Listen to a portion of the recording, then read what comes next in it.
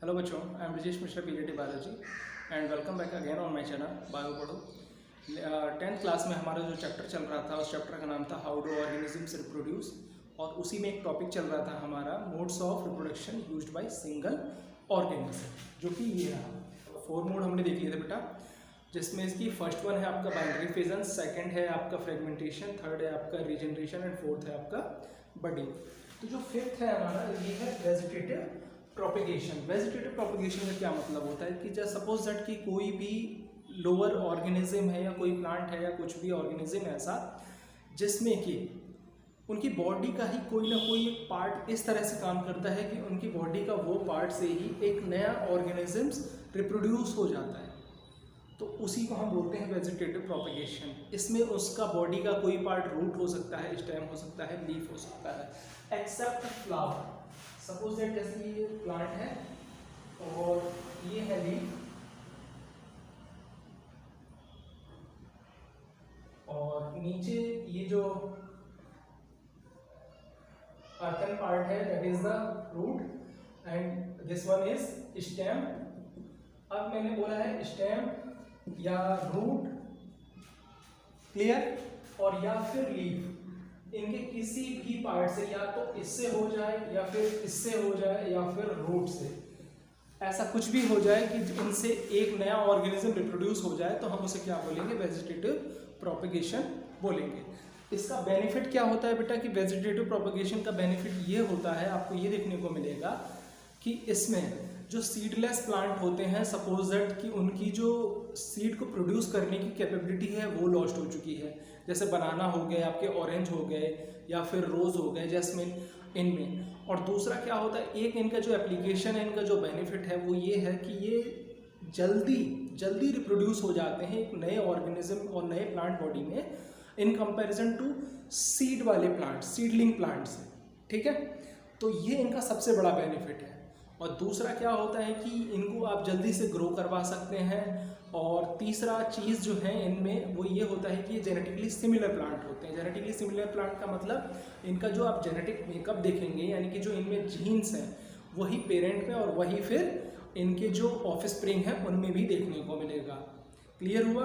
तो इसी वजह से हम इनको बोलते हैं एसेक्सुअल रिप्रोडक्शन में जितने भी ऑर्गेनिज्म रिप्रोड्यूस होते हैं वो सारे के सारे लगभग क्या होते हैं? वो होते हैं एक दूसरे के जेनेटिकली सिमिलर, और इसीलिए हम उनका नाम क्लोन के तौर पे भी देते हैं, क्योंकि क्लोन का मतलब क्या हुआ? क्लोन में यही होता है, उनमें एसेक्सुअली रिप्रोड्यूस किया जाता है, और वो जो भी ऑर्गेनिज्म रिप्रोड्यूस हो रहा है वो अपने पेरेंट के एकदम ही सिमिलर, या फिर आप उसे आइडेंटिकल बोल सकते हैं सिंपल लैंग्वेज में, जैसे मैंने बोला था।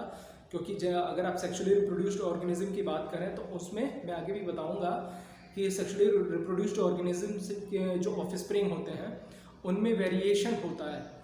वेरिएशन एसेक्सुअल रिप्रोडक्शन में भी होगा, इनमें होता है, लेकिन उनके कंपैरिजन में इसमें रेट बहुत स्लोअर होती है। इसकी वजह से क्या होता है कि इनमें क्लोन का हमें आपको कंसेप्ट देखने को मिलेगा, जेनेटिकली सिमिलर का कंसेप्ट देखने को मिलेगा, और सबसे बड़ा बेनिफिट क्या होता है कि सेक्सुअली रिप्रोड्यूस्ड जो ऑर्गेनिज्म होते हैं उनके जो रिप्रोडक्शन में जो टाइम लगता है, टाइम कंज्यूम होता है, उससे बहुत जल्दी फ्रिक्वेंटली और नंबर्स में भी ज़्यादा ये रीग्रो और जैसे आप बोल सकते हैं रिप्रोड्यूस हो सकते हैं।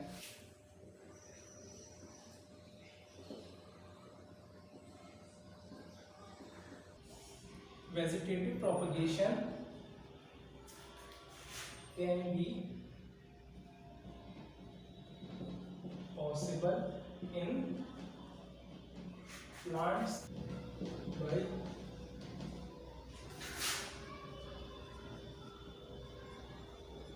by their vegetative parts like root, stem and leaves। ठीक है, यहाँ पर आपको समझ में आया कि वेजिटेटिव प्रोपेगेशन पॉसिबल है प्लांट्स में, उनमें उनके वेजिटेटिव पार्ट्स से, जैसे कि root, stem, leaves, except flowers.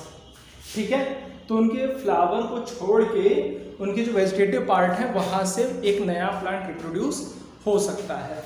और इसमें जो दूसरा इसका बेनिफिट है वो क्या है कि the offsprings reproduced by this mode are genetically similar. Clear है बच्चों कि वो एक दूसरे के सिमिलर होते हैं, means they are clones. Clone समझ में आ गया? क्लोन का मतलब क्या होता है बेटा? क्लोन वही होते हैं जो कि जेनेटिकली सिमिलर होते हैं या फिर एसेक्सुअली रिप्रोड्यूस्ड प्लांट या ऑर्गेनिज्म होते हैं. प्लांट ही केस में ही नहीं, एनिमल के केस में भी आप क्लोन वर्ड यूज कर सकते हैं अगर वो एसेक्सुअली रिप्रोड्यूस्ड ऑर्गेनिज्म है तो. यहां पर आपको समझ में आ गया. और थर्ड पॉइंट इसमें क्या है? Offsprings can be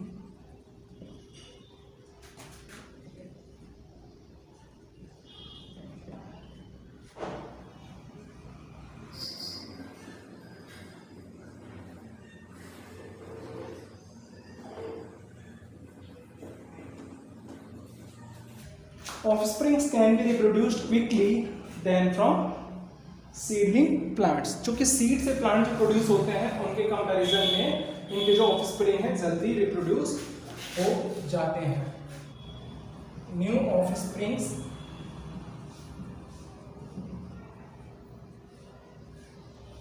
can be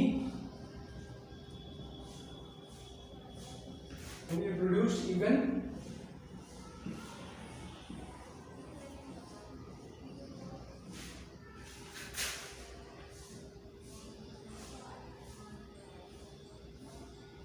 new offsprings can be reproduced even losing the property of seeds in some plants. ठीक है बच्चों, ये समझ में आया कि जो न्यू ऑफस्प्रिंग है can be reproduced even losing the property of seed in some plants. जो प्लांट्स अपने सीड को प्रोड्यूस करने की जो उनकी कैपेबिलिटी है खत्म हो जाने के बाद भी उनसे न्यू ऑफस्प्रिंग को रिप्रोड्यूस किया जा सकता है. क्यों?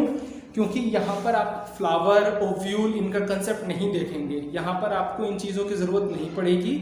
उनके बिना भी आप इससे जो अगला सेक्सुअल रिप्रोडक्शन वाला आएगा तो उसमें मैं आपको पूरा फ्लावर का स्ट्रक्चर बताऊंगा, उसमें मेल पार्ट कौन सा है, फीमेल कौन सा पार्ट है. तो इसलिए मैं बोल रहा हूँ कि जब कि बिना सीड के, जब उनके बिना फ्लावर के जब आप प्लांट्स को प्रोड्यूस कर सकते हैं तो फिर वो क्यों नहीं बेहतर होगा?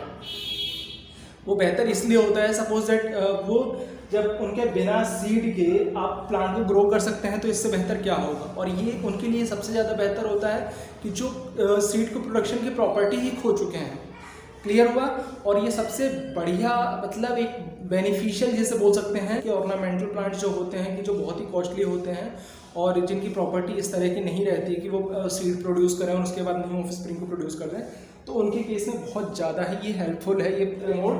तो इससे बहुत ही ज़्यादा हेल्प मिलती है इसका. तो बच्चों इनका एग्जाम्पल है bryophyllum leaves, jasmine, rose and orange etcetera. तो इन प्लांट्स में ग्राफ्टिंग के थ्रू, ग्राफ्टिंग भी एसेक्सुअल रिप्रोडक्शन जो प्रोसेस है उसी को रिप्रेजेंट करती है. ग्राफ्टिंग में क्या होता है कि आप उनकी कलम जैसे कि स्टेम के कोई पार्ट को काट करके फिर आप उनसे रीग्रो करवा सकते हैं, रिप्रोड्यूस करवा सकते हैं एक नए प्लांट को. आपने देखा भी होगा जैसे रोज़ होता है, रोज़ के बीच में से स्टेम को कट करके उनको कर देते हैं. या फिर जो मनी प्लांट है, मनी प्लांट में एक लीफ होनी चाहिए, एक अगर उसमें लीफ हो या 2 लीफ हो और उसके स्टेम को अगर आप कट करके दूसरे उसमें सॉइल में या फिर एक वाटर बॉटल में आप रख देते हैं तो उसमें से नीचे लोअर बॉटम पार्ट से वहाँ से रूट्स रीजनरेट होना शुरू हो जाती है और रीग्रो होके फिर क्या होता है कि वो फिर से एक नए प्लांट में डेवलप हो जाता है. इसका एग्जांपल आप देखेंगे ब्रायोफिलियम लीफ में. तो ब्रायोफिलियम लीफ में आप देख रहे हैं कि उसमें किस तरह से जो एपिकल नोचेस हैं, वहाँ पर एपिकल नोचेस में क्या होता है कि जैसे कि आप यहाँ देख रहे हैं एपिकल नोचेस में, तो एपिकल नोचेस में ये छोटी छोटी बड बननी शुरू होती है. ठीक है, तो जो बड बनती हैं वो बड बनने के बाद क्या होता है कि वहाँ पर वो हल्का हल्का ग्रो होना शुरू होती हैं. ग्रो होने के बाद फिर वो वहाँ से फिर सॉइल में ड्रॉप हो जाती हैं और ड्रॉप होने के बाद फिर वहाँ से वो एक नए प्लांट को रीग्रो कर लेती हैं. इस तरह से आपने यहाँ पर समझा किस तरह से ये सारी चीज़ें होती हैं वेजिटेटिव प्रोपगेशन की, और इनका बेनिफिट भी आपने समझा कि ऑर्नामेंटल जो प्लांट्स होते हैं उनमें ग्रो करवाया जाता है. तो ये आपको समझ में आया। एक टॉपिक आता है बेटा टिश्यू कल्चर का।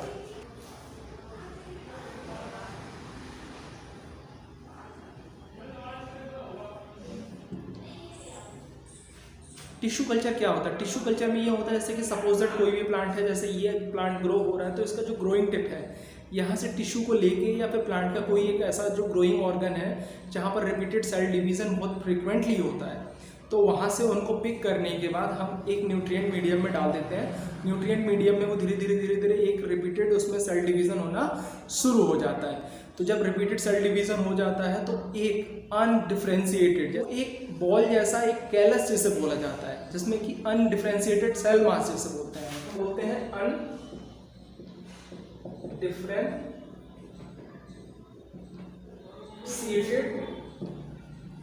Cell mass known as callus. Clear हुआ?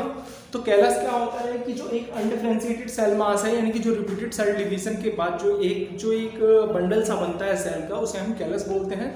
और इस कैलस को एक अलग न्यूट्रिएंट मीडियम में डाल दिया जाता है वहाँ पर उसे ग्रो होने के लिए, और वो उसमें फिर आपके ऑक्सिन, साइटोकाइनिन, इन हार्मोन्स को, प्लांट हार्मोन को या फिर आप बोलें फाइटो हार्मोन्स को डाल के उनको डेवलप होने के लिए छोड़ दिया जाता है। तो धीरे धीरे एक प्लांटलेट्स में डेवलप हो जाते हैं, और इन प्लांटलेट्स को लाइक दिस, इन प्लांटलेट्स को फिर सॉइल में ट्रांसफर कर दिया जाता है, और फिर ये धीरे धीरे एक नए प्लांट में डेवलप हो जाते हैं। क्लियर हुआ? तो ये है आपका पूरा एक तरह से टिश्यू कल्चर में किस तरह से प्लांट को ग्रो करवाया जाता है। ठीक है? तो इस प्लांटलेट को, छोटे से प्लांटलेट को, जो कि आपने 2 बार न्यूट्रिएंट मीडियम को एक्सचेंज करने के बाद क्या होता है कि फिर हम उनको ग्रो करवाते हैं, और फिर उसे सॉइल में जब आप उसको ट्रांसप्लांट करेंगे, जब उनको रिप्लेस करेंगे तो उसके बाद वहाँ पर एक नए प्लांट में वो रीग्रो हो जाएगा। इसको हम, इस टेक्निक को बोलते हैं टिश्यू कल्चर। तो इस वीडियो में अब तक के लिए इतना ही। Thank you, bye bye.